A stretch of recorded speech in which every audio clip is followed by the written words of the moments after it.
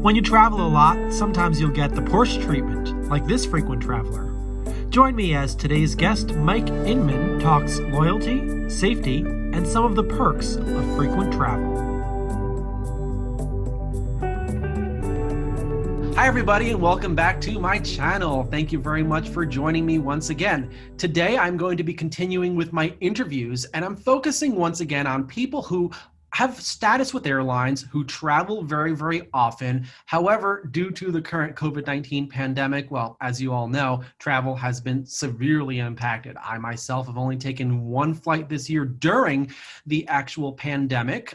My guest today has actually not flown at all during the pandemic, but has flown quite considerably previously to give him the status of being a diamond medallion. So what I'd like to do today is talk to him and personalize things, talk about, who are the travelers out there. When you see so many people traveling, you think, are they traveling for business? Are they traveling for pleasure? What's the story behind them? And this is an opportunity to really find some people who travel a lot, and we can talk about some of what they do, why they travel, where are they going, what do they prefer in the experience itself, and what's going on right now, and what will happen with the future.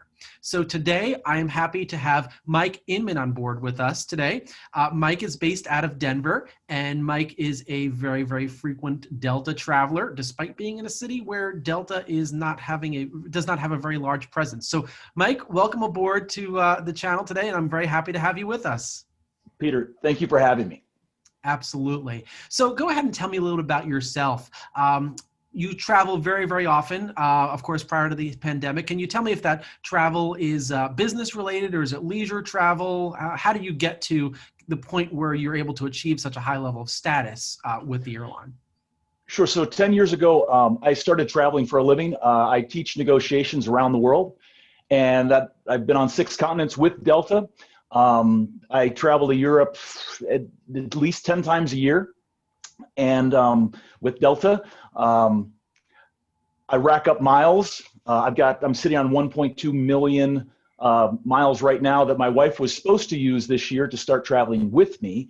But my goal every year as a traveler is I want to be able to fund an all expenses paid trip for my family. So my wife and 2 kids, and we go somewhere. My only stipulation is we go somewhere outside the United States, so I can get my kids a little more global mindset and experiences. And I've been able to do that now for the last 10 years. Absolutely. And when you do travel internationally, did you also utilize part of the SkyTeam network to try to stay within the family of Delta and fly in other carriers, or are you just flying to a Delta destination, or are you continuing on somewhere else? I generally book through delta.com or through an agent if it's going to be a complicated itinerary. Sometimes international can get that way. Mm-hmm. I think I've booked with Ryanair twice on European flights that codeshare partners just didn't have to meet my schedule. Of course, yeah. And I have been on several birds from KLM and Air France, and forget who I took to get from Singapore to Dubai. It was Indian carrier, their partner, and I've been on Air Mexico as well. But they're all partners within, yeah. Right. And why Korean Air. Right, exactly. Yep. Yeah, I've done the same myself. I did a trip last year to Europe, and I did a connection within Amsterdam, and then I went up on a KLM flight just so I can get the MQMs, of course. And I actually, for myself, I do need to fly these extra flights. So I'm pretty much a leisure traveler, slight business traveler in the United States, but it's just not enough to get to the diamond level. And for me, it just meant everything. So I would go ahead and take an additional trip each year on a longer haul flight. So I did Delta Minneapolis Amsterdam and went on to Italy on KLM after that. Previous year I did a trip like Hawaii, but you're not in a situation like that where you actually need to get to that point, correct? Correct. A light year for me, I think was 135,000, and I've had up to 275,000. 90% business, and then there's those 10% that I have a friend who has a birthday or something like that I'll jump on a plane because I sit on this bank of miles, and if I don't use them, I mean, they don't take them away, but they eventually get devalued, so I might as well. Exactly. And then you have the opportunity to take your family with you too, which is great. I've done that also, to bring other people along for zero cost at all. Right. Right. That's part of my goal.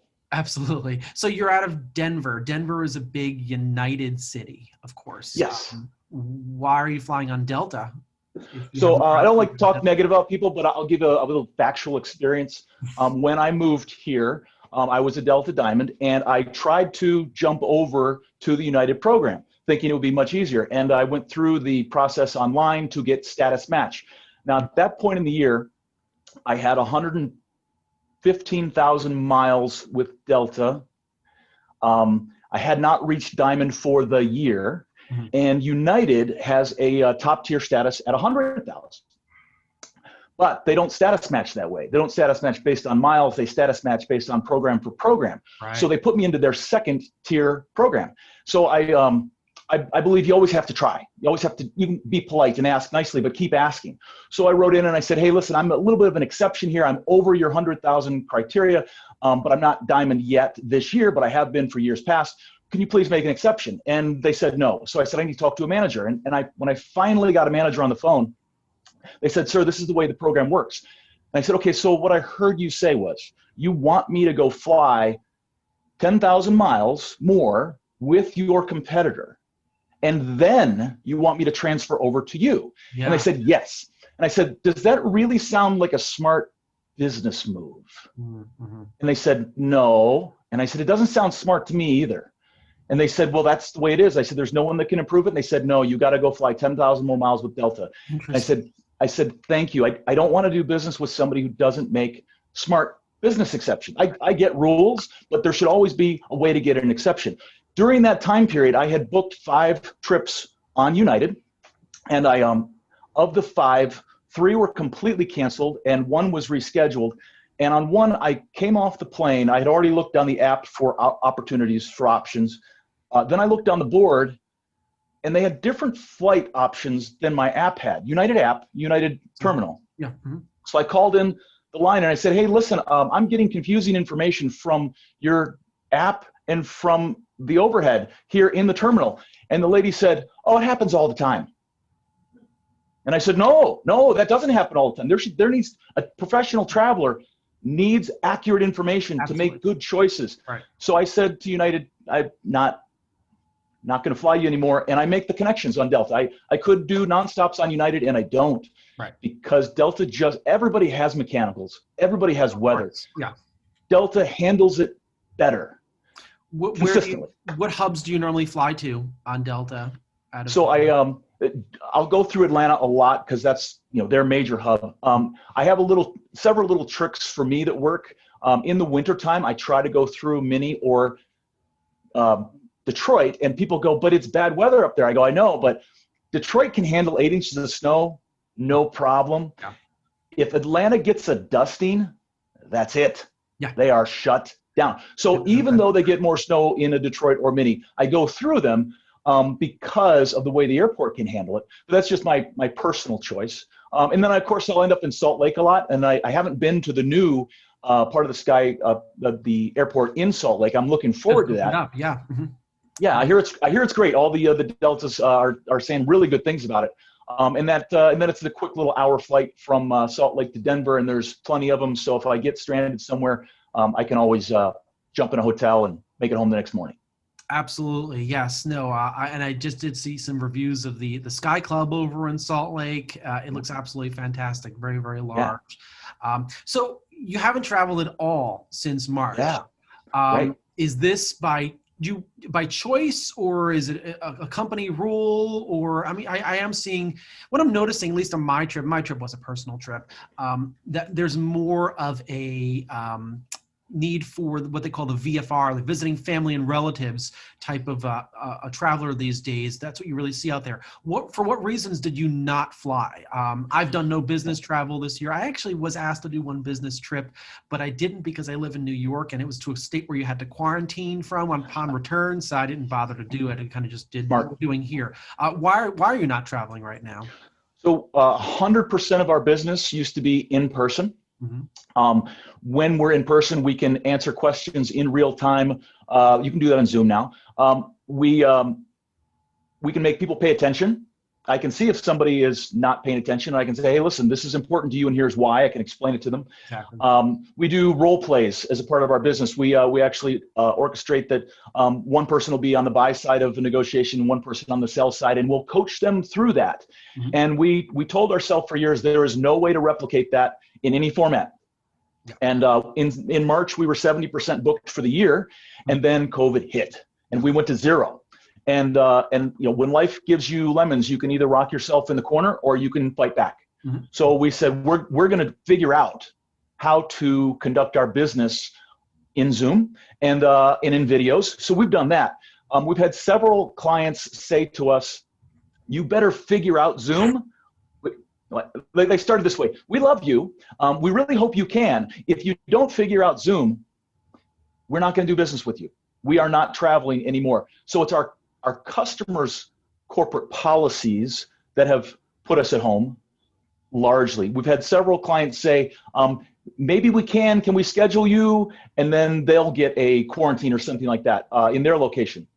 So at the end of the day, we're making the best of it, and we're inventing ourselves using this new technology.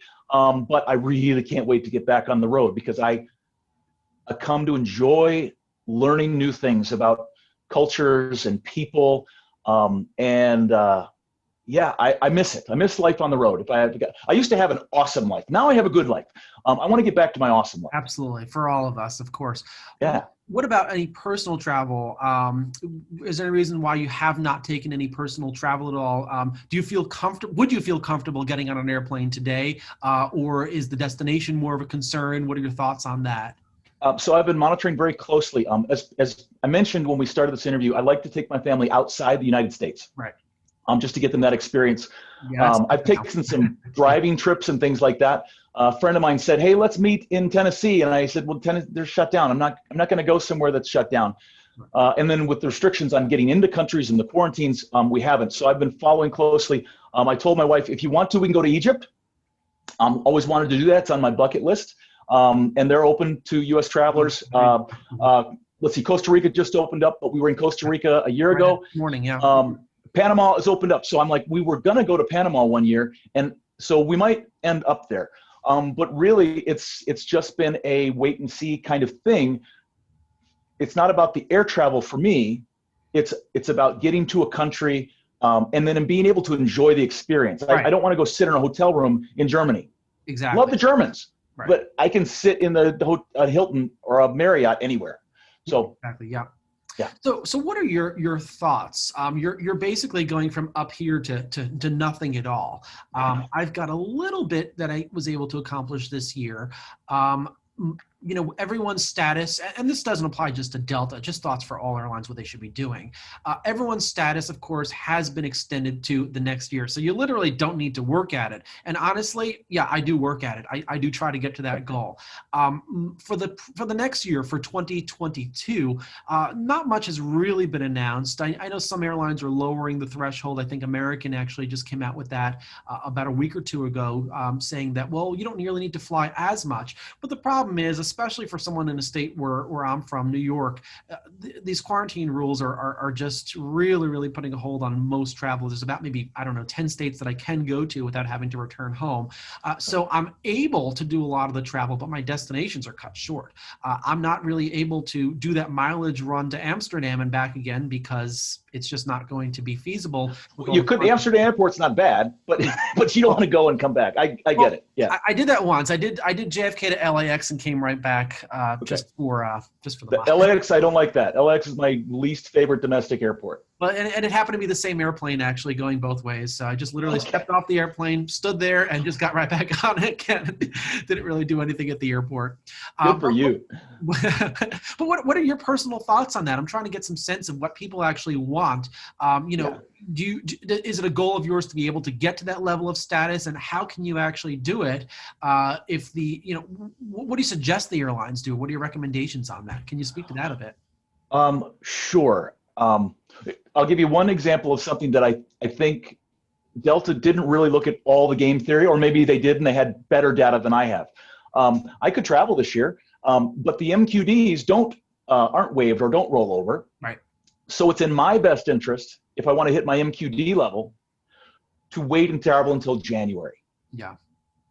So I could travel right now. I could jump on a plane today, but it doesn't work in my best interest to do so. Right. So there might be some pent up demand that January, February, March flights will pick up, although we'll see some more lockdowns because it's wintertime. And of course, we're going to see more sickness because that's the way these viruses work. Yeah. I'm an aerospace engineer by training. I like data. I like to research on my own. I understand that everyone's got a narrative and there's really smart experts out there. I just like to see raw data. Yeah. And as it relates to airline travel, there's a couple of pieces that I saw. Number one, in the Atlantic, they ran a report that looked at super spreader events where multiple people got coronavirus. Mm-hmm. And of the 1,200 they looked at, one was an outdoor event. It was 33 or 37 were half indoor, half outdoor events, and the rest of the 1,100 plus were all indoor events. Mm-hmm. So that tells me that fresh air plays a key in super spreader events. You can always get it by touching somebody, I get that. But as far as large scale, so that would say, oh my gosh, we shouldn't get on planes because there's all these people and they're in a tube and they travel for 16 hours to Johannesburg. Mm-hmm. Until you look at what the airlines have done, and the I believe the air is changed out, is it 30 times an hour? 2 to 5 minutes, yeah. 2 to 5 minutes? Yeah. Okay, there's completely fresh air in the cabins. Right. Okay, that makes me feel a little better, but let's look at the data. And there has been zero reported super spreader events from planes. People have caught it, yes. Somebody went into the bathroom, they touched something, somebody else went and followed them and they got it. That happens everywhere you go. But as far as travel in a cabin with multiple people, the data says it's safer than most other opportunities, most other places. So I go, okay, that's good. Then you look at Delta. Now, this is across all airlines globally. There's some really bad airlines out there, and they pack people in places.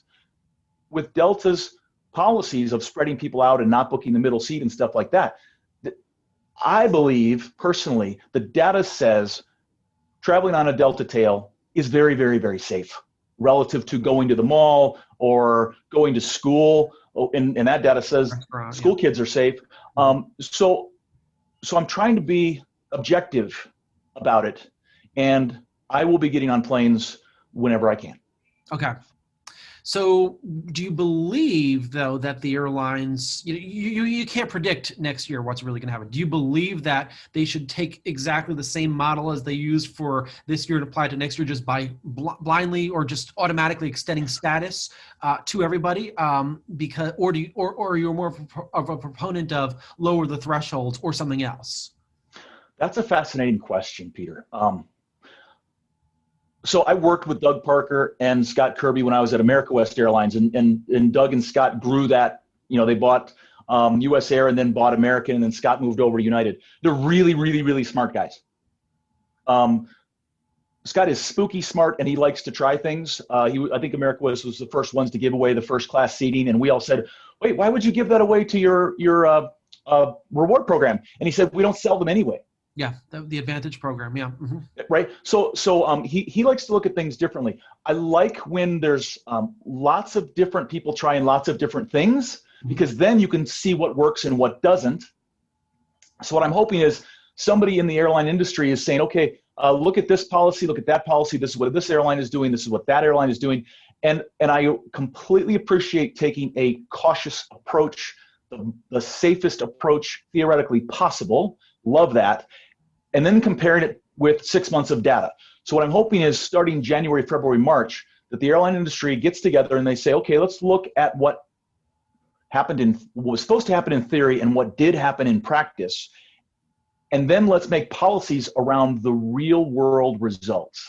Yeah. So if that means selling the middle seat because United's doing it, American's doing it, and they're not having flare-ups, that's what it means. Somebody's got to be revenue optimizing the model, because one thing I learned from Scott Kirby, actually, you don't make any money when that's an empty seat. Absolutely. And if airlines don't make any money, they're going out of business. I want for Delta to stay in business badly. So whatever they need to do, I will be supportive of. Mm-hmm, mm-hmm. And Delta, from what I understand, has not extended keeping the middle seat empty past early January of this year. So they're looking to start, adding that revenue in. And, studies have proven that, even on the other carriers like American and United, where they are filling those seats, like you said, there's really not a lot of spreading going on. Or so from what we know at this point. I mean, you don't know, of course, Right. what the person's history is, what they did before, after the flight. So it's always difficult to pinpoint exactly I have a nephew that's a contact tracker. This is his job. Mm-hmm. So I know there are people who say, oh, you've got it. Please tell us where you were, who you were in contact with. I've had friends who have gotten it, and I get the email or the text that says, hey, just so you know, I was exposed. So I know that there is someone looking at, if there was an event on a plane where multiple people got it, it would eventually end up in a database, end up in a news story, something like that. Of course, absolutely. Right. So my personal thought, and I'm still a little bit confused on what, I was just so elated that that status was extended another year. And I'm thinking to myself, I don't know what the next year is going to bring. I would actually hope that it could be extended in a year further, or, lower the thresholds tremendously to get to that particular point. But yeah, it's going to be tough to get to all these destinations. I've actually had a lot of trips that I had to cancel, probably had about 5 or 6 booked back in March, and some of them were international. And again, it was all with that goal of fly Delta, fly part of the Sky team. It was one flight was actually on a Virgin Atlantic flight, making a connection in London Heathrow just to get those Sky miles. Of course, I want to get to the destination too, but right. Yeah, I guess I'm a bit of a nut about that. So Peter, so you mentioned it now. Are they going to extend the benefits or lower the thresholds? And so it dawned on me, somebody in marketing and customer attention and revenue management, they're all going to be together in a room. Yeah. And they're going to figure out, hitting 125,000 miles isn't an accident versus everyone else's 100,000. Delta said, we want to get these people driving this behavior, and we're going to reward them this way, and it's been successful for them. So if the entire world is on 50% capacity, 25% capacity, you still want that customer on a relative basis. The person who flies 125 versus 25, and that may drop all the way down to 2,500 versus 12,500. On a ratio basis, the 12,500 is still worth multiples more than the person who flies 2,500. So I'm confident they'll figure out a way. And if not, there's no rule that says you can't call and ask for an extension. At the end of the year, if you don't meet your criteria, you could say, will you please consider that I've done some videos for you and I'm doing some marketing for you, yeah. Mm-hmm. Right? Yeah. Just for you personally. Now, the world is going to hear about it because I just told you on YouTube. But there's no rule that says you can't ask for an extension. Mm-hmm. Absolutely, right. Yeah, it's interesting, and we'll just kind of have to wait and see to I'm just always interested in getting people's thoughts about that. So I've asked quite a few people, and everyone's got a different opinion on that. But again, grateful for what they did for the current year, for next year. Absolutely. Let's just quickly talk a little bit more about your flying experience as a frequent traveler. Have you had the opportunity in some of the airports to get that Porsche transfer, that famous vehicle between? Yes. Oh, you have. Yes, and I would tell my family about it, and my wife thinks I'm a liar. She's like, they don't send a Porsche for you. Stop it. And I said, no, I got the Porsche this time. They do not. Stop it. So 3 summers ago, I took my family to Puerto Rico, and we had about a 3-hour window in Atlanta. Okay. We were I bought first class tickets with all the miles that I have. Mm-hmm. So we're flying, and we were late leaving Denver, and I think we were overfueled. They had to take some fuel out, and this 3-hour window got chopped down as we're in the air, and then there was some traffic in Atlanta, and there was weather, and all of a sudden we were going to have 45 minutes to do an international transfer in Atlanta. Now, I know how to get through an airport. I can run through the airport and leap over people. I can get to my gate. If I have 45 minutes, I'm pretty comfortable. But I'm traveling with 2 high schoolers, and I don't know if you have high schoolers or experience with them, but they can, be slow and things like that. So I said, I'm going to get a hold of the Porsche. Now, I'm going to reveal my trick, because they don't do this anymore. You're getting a hold of the Porsche, not the Porsche getting a hold of you. Correct. Interesting. So using the Twitter DM before Delta switched over to the Delta chat app, you could get to an agent very quickly. In fact, that was the fastest way to get a hold of an agent if you were in the air, was through the Twitter DM. Mm-hmm. Right. And and nicely say, I know you're not supposed to do this, and I know you can't guarantee it, but, and then what I said was this: I have 4 first-class passengers. We had a 3-hour window. Now it's 45. I need your help.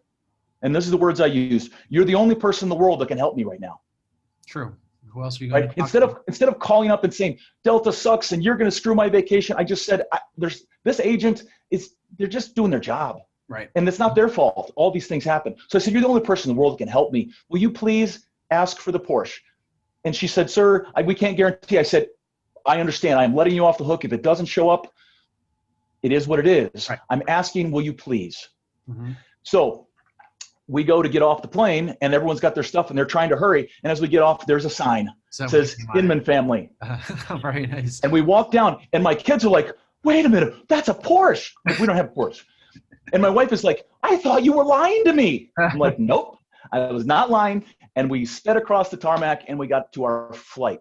So I'll send you a picture of that event because I do have that in my my archives. Oh, fantastic. Great. Now, I've actually never heard that happen before. I've actually never even seen the Porsche, to be honest with you. I actually looked for it when I'm at the airport, just out the window, but haven't seen it. What about instances where you didn't reach out to the airline? Were you able to still get that transfer, the Porsche transfer? So you're in New York. I've had, at JFK, I had a 4-hour window one time, and the Porsche showed up.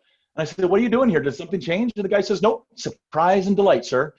And he just took me around the tarmac and showed me some gates. It was a slow day. Everything was running good in New York because you've been in New York, they don't always run good. Absolutely. So he had a lot of extra time and just took me on a little tour.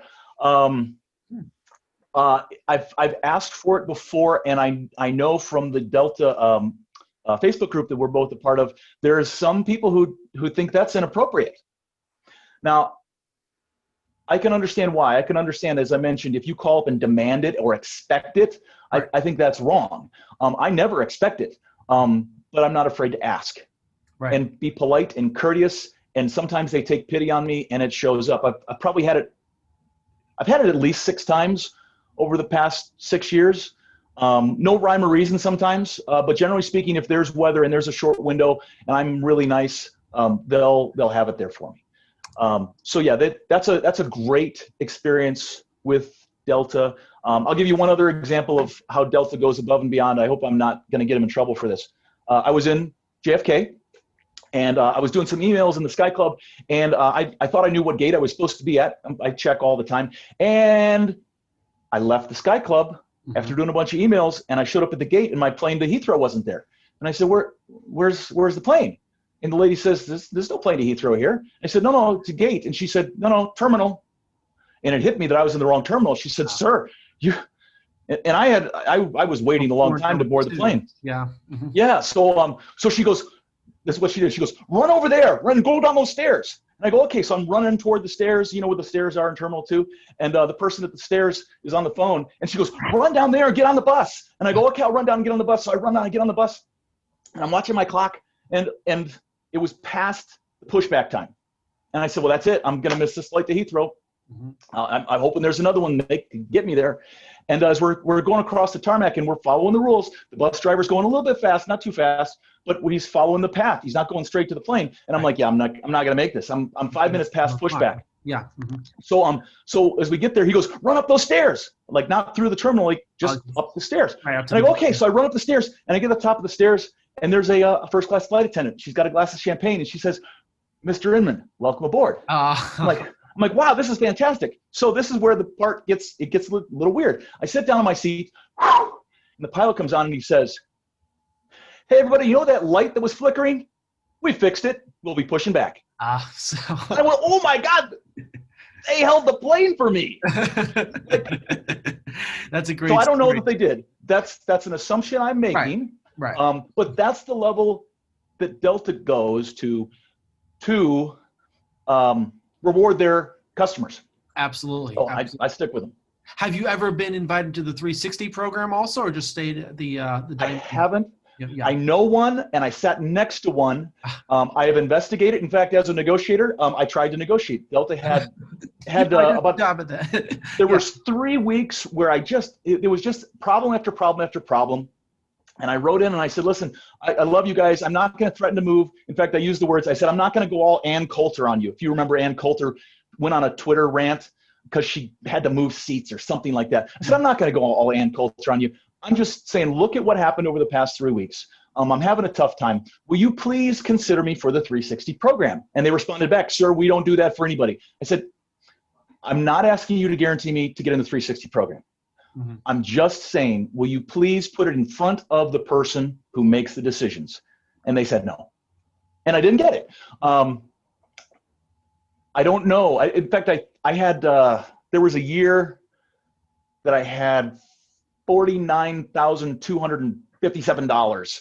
I almost hit the 50,000 threshold and in MQDs. And I wondered if I would have just taken that flight like you do. If I would have pushed myself over that little threshold, could I have gotten it? But I've talked to people who spend a lot of money and they don't always get it. The one guy I know that that had it, he is a public speaker. He does global conferences, and his company does not allow him to buy tickets in advance. He buys first-class international tickets, fully refundable 3 days out from travel. Wow. So his tickets are, $16,000 each. Yeah. Mm-hmm. So yeah, he gets into that 360 program. And I think a lot of that may actually be linked to an actual business account also, from what I understand. Like, I don't think I would ever be able to get it because, like I said, 90% of my travel is personal, just a small percentage is business, and it's probably not even properly associated with the metrics to get to that particular level. So we'll see. Well, here's the good news. The 360s that I've communicated with say, you get to go to these events where they have the chefs come out and make you food. And I go, so they fly you in? And they said, no, you fly yourself in and then you meet the chefs and you eat the food. I go, well, yeah, but I can go to a really good dinner. Love Delta food, but I'm not going to fly to have airplane food. Right. And I said, what about the Porsche? And they go, no, I don't get the Porsche as often as you would think. So, it sounds very special and prestigious, and maybe they're just not telling me things about it. But I'm really happy the way they treat me as a diamond. Yeah, absolutely too. I mean, the biggest benefit, of course, are the upgrades. I almost consistently book myself in a main cabin seat. I'll upgrade myself right to Comfort Plus right away, and then wait for the upgrade. A little bit tough sometimes when you're flying hub to hub, of course, since those flights tend to be packed. But when I'm on a regional jet flight to a point destination from a hub, it's pretty much almost 100% of the time that I get. And of course, the Sky Club benefits, of course, are fantastic. I just used the one at LaGuardia for my trip over the summer, which was totally deserted, which was nice. So yeah. Not a single person in there at all. Well, that's absolutely great, Mike. Thank you so much for your time. It was really informative. It's great to get the views of somebody who's interested in, international travel, as well as, business. And it's interesting what's going on in these current times where you have to do most of your work by Zoom, but we're all hoping to, get back in person. It's fantastic to actually meet people in person. And we can do the elbow bump. We don't have to shake hands. Exactly. We don't have to hug. Exactly right. Yep. Yeah. I've done that a couple of times already this year. I never did it before, but the first time it's usually, hi, I'm Peter. Not so much now. Exactly. Well, Peter, I will tell you one quick story to end my time with you. It's been a pleasure. When Italy shut down first, I texted a friend in Italy and I said, hey, are you guys okay? What do you mean shutting the country down? And he said, Mike, you got to understand, we're Italians. We love to hug and kiss, and we don't follow rules very well. And we got a lot of old people. And he goes, and oh, by the way, we love holidays. So shutting down for a month, not such a bad thing. Exactly. I said, okay, fine. And but he ended it with this way. He said, when the Germans shut down, you better pay attention because they do follow rules and they are a little colder and they like to work as much as they like to vacation. And shortly thereafter, the Germans shut down and then the whole world kind of went with it. So I think culturally there's some differences out there. But at the end of the day, humans are great at being resilient and adapting to change. And we will figure it out. We will get through this. Absolutely. And we will be up in the air once again, hopefully very often. Right. Great. All right, Mike, thank you so much for your time. And to all my viewers. Peter, again, thank you for having me. Absolutely. For all of my viewers out there, thank you very much for watching this video. Don't forget to leave your comments in the comments section below. I'm looking for more ideas on interesting topics, so please add your thoughts below and we'll be able to discuss them hopefully in person on a Zoom call just like this. Of course, we've got to do things socially distancing. Social distancing is quite important. I'd love to actually meet some people in person. I'd probably even get on an airplane for an interview, but a little bit difficult right now in the times that we're in, especially in terms of me getting back home again and having to quarantine. Again, please like this video, make sure you subscribe and hit the little bell button on the top of the screen so that you're alerted as to every time I post a new video for you. Thanks everybody, and thank you again, Mike. Thank you, Peter.